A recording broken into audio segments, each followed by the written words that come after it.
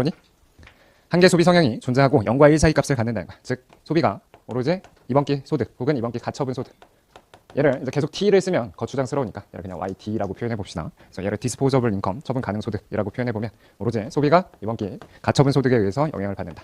그러면 이제 함수, 안정적인 관계가 있으니까 함수식을 쓸 수 있는데 가장 간단한 함수식은 여러분들이 다 알다시피 몇 차 함수야? 1차 함수겠지. 그래서 절편, 그 다음에 이런 식으로 쓸 수가 있다는 거죠. 그래서 처음 본 거예요? 어디서 본 거예요?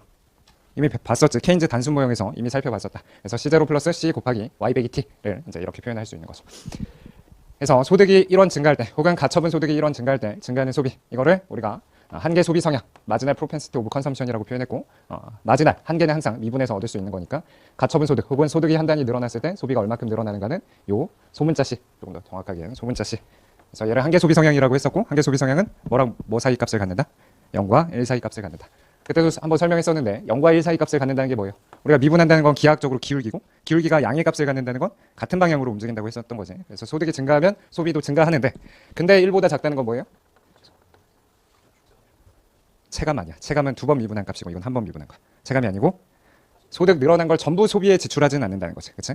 그래서 그게 한계 소비 성향이 1보다 작다는 거죠. 그래서 0과 1 사이 값을 갖는다는 거고, 그게 다음 문장에 적혀 있는 거죠.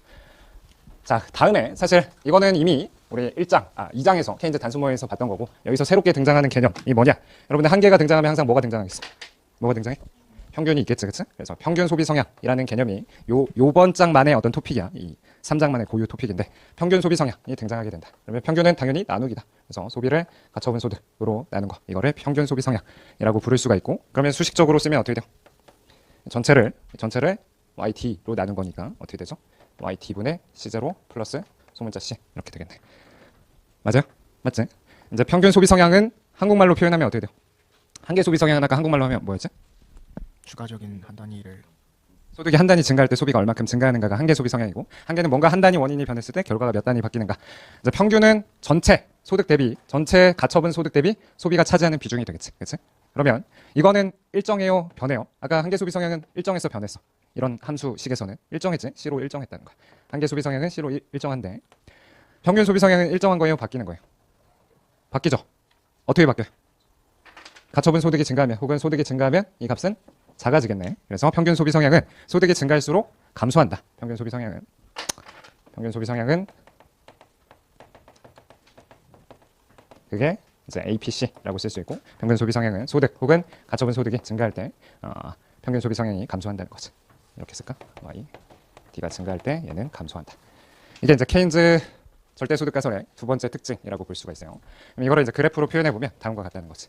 그래서 여기 조금 겹쳐 보이긴 하지만 여기가 가처분 소득이 돼 있죠. 축이 제대로 나와 있나? 제대로 나와 있지, 그치? 가처분 소득이고, 그다음에 이제 소비. 그래서 이런 함수 형태를 쓰면 여기 절편이 어떻게 되는 거예요? YD가 0일 때 C의 값이니까 C0가 되는 거지. 그다음에 기울기는 얼마?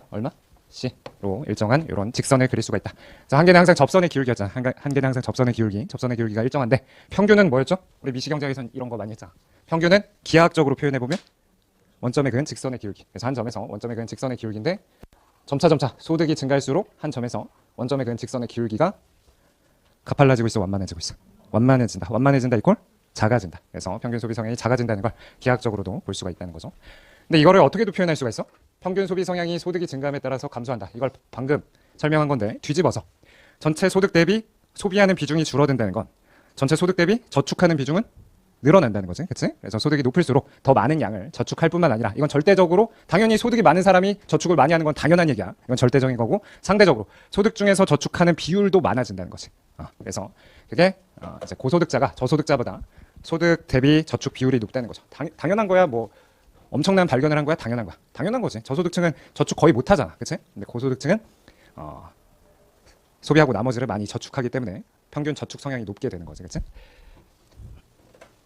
그래서 위추론을 바탕으로 다음과 같은 소비 함수를 표현할 수 있다. 오케이, 다 설명한 거다. 그래서 예를 들어서 수치적인 예를 들면, 만약에 가처분 소득이 200일 때 소비를 170 한다고 하면 이때 평균 소비 성향은 얼마예요? 얼마야? 0.85가 되겠지. 0.8. 원용이 암산 능력 무엇? 0.85. 자, 그 다음에 이제 가처분 소득이 300인 사람이 소비를 230 한다고 하면 이러면 얼마야? 평균 소비 성향이 딱 안 떨어지긴 하지, 그치? 0.7 얼마? 77 뭐 이렇게 되나? 하여튼 그렇게 되겠지. 그게 이제 방금 전에 설명했다시피 원점의 근 직선의 기울기로 표시되고 이게 점차 낮아진다. 근데 여러분들 사실 뭐 하나 봤었냐면 이 시에서 맨날 연습했던 게 평균이 떨어지려면 평균과 한계 간의 관계가 어땠어요? 반평균이 떨어지려면 어땠지? 전학생 점수가 반평균보다 낮아야 되지. 그러면 둘 간의 관계가 어떻다는 거야?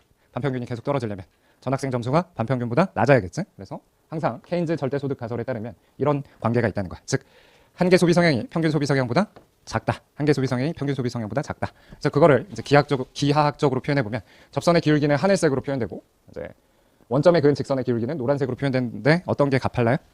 노란색이 가파르지. 그럼 평균 소비 성향이 한계 소비 성향보다 크다는 거지, 그치? 그래서 그것까지 다 배웠다. 오케이. 어렵지 않지?